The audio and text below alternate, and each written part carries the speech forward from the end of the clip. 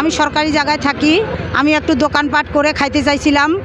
আমরা 5টা মানুষ, আমাদের কর্মস্থান নাই, সেজন্য আমি রাস্তার পাশে দোকান একটা নির্মাণ করে কর্ম করে খাইতে চাইছিলাম। দুপুর 2টার দিক সবাই মিলে পান্নার গ্রুপ মিলে আসে আমার দোকান ভাঙচুর করে এবং তাদের পা ধরা বলতেও সেই সূত্রে তারা আমাদেরকে ছাড় দেয়নি। তারা বলছে যে 10,000 টাকা চাঁদা দেওয়া লাগবে, তাইলে এইখানে দোকান করে খাইতে পারবে। আর আমার স্বামী বাধা দিতে গেছে, তখন আমার স্বামীকে ধরে মারছে। অত্র এলাকার মানুষ যখন আমাকে বাঁচাইতে আসছে, বলতে আসছে, তখন তাদের উপরও অ্যাটাক করছে, তাদের উপরও মারধর করছে এবং কি মেলা কিছু অস্ত্র ধরে আসে আমাদের উপর হামলা করছে। সামুরাইট আমরা এগুলো ধরে আসছে, চাকু ধরে আসছে। আমরা বাধা দিছি যে আমরা গরিব মানুষ, আমরা একটু কর্ম করে খাবো, তারা আমাদের বাধা মানেনি।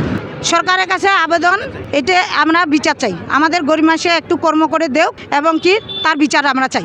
আমি সরকারি জায়গায় দোকান করি, দোকান করতে যাইয়া নির্মাণ করতে যাইয়া অতিরিক্তভাবে হামলা করে। তারেক, পান্না, আবির এরা দলবল নিয়ে এসে আমার দোকানপাট ভাঙচুর করে। আমি গরিব মানুষ, 3টা বাচ্চা আছে, আমি থাকি সরকারি জায়গায়। আমি সরকারের কাছে বিনোদন এটা বিচার চাই। চাঁদা না দেওয়ার কারণে ভাঙলো। আজকে যদি চাঁদা দিতে পারতাম তো ভাঙতো না। আজকে যদি 10,000 টাকা চাঁদা দিতাম তাহলে ভাঙতো না। চাঁদা দিতে না পারায় আমার দোকানটা ভাঙলো। আমাদের এখানে সিএমপির জায়গাতে একজন হতদরিদ্র, তার পরিবারের 6 জন সদস্য, 6 থেকে 10 জন সদস্য, সে এখানে একটা রাস্তার জায়গার উপরে 4 দোকান করে। তার কাছে আরাফাত রহমান রিয়াদ পান্না 10,000 টাকা চাঁদা দাবি করে। না দেওয়ার কারণে সে তার দোকানটি প্রচুর পরিমাণে ভাঙচুর করে এবং তার স্ত্রীকে তাকে মারধর করে। তখন আমরা যাই বাধা দিই। বাধা দেওয়ার কারণে সে আমাদের উপর দেশীয় অস্ত্রশস্ত্র নিয়ে চড়াও হয়। আমরা সুষ্ঠু তদন্ত ও বিচার দাবি করতেছি মাননীয় প্রধানমন্ত্রীর কাছে। আর বিগত 17 বছর সে আদাবাদী আওয়ামী লীগের সাথে ফ্যাসিস্ট সরকারের সাথে করে আসছে, তার প্রমাণ সহ এখানে ছবি দেওয়া আছে। আমরা 17 বছর ধরিয়া মিছিল মিটিং বিএনপির করছি, কেউ রাস্তায় ছিল না। এখন এই পরশুদিন এক গরিব মানুষ রাস্তার সাইডে দোকান দিবে, আমরা কিন্তু কেউ জানি না। শুনেছি যে মারামারি লাগতেছে, আমরা আইছি, আমার হাঁটুয়া গাড়ি হোলসেলে ধরে দিবে।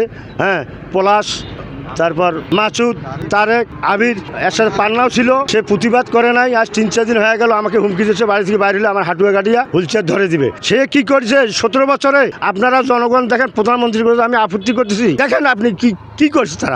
তাদের একটাই পেশা, দলে ভিড়িয়া, যে কোনো দল আসুক সেই দলের মধ্যে ভিড়িয়া সেই দলের নাম ভাঙাইয়া ওরা চাঁদা আদায় করবে, যেখানে মারামারি করবে ওখানে মারামারি করবে, আর দলের দুর্নাম ছড়াবে। যেমন আমাদের এই বিএনপিতে আসছে, বিএনপির নাম ভাঙাইয়া ইয়া করতেছে, আমাদের বিএনপির নামটা পৌঁছায় দেবে। আমরা 17 বছর ধরে আজকে লাঞ্ছিত, অথচ আমাদের কোনো দাম নাই, ওরাই আবার সামনের সারিতে।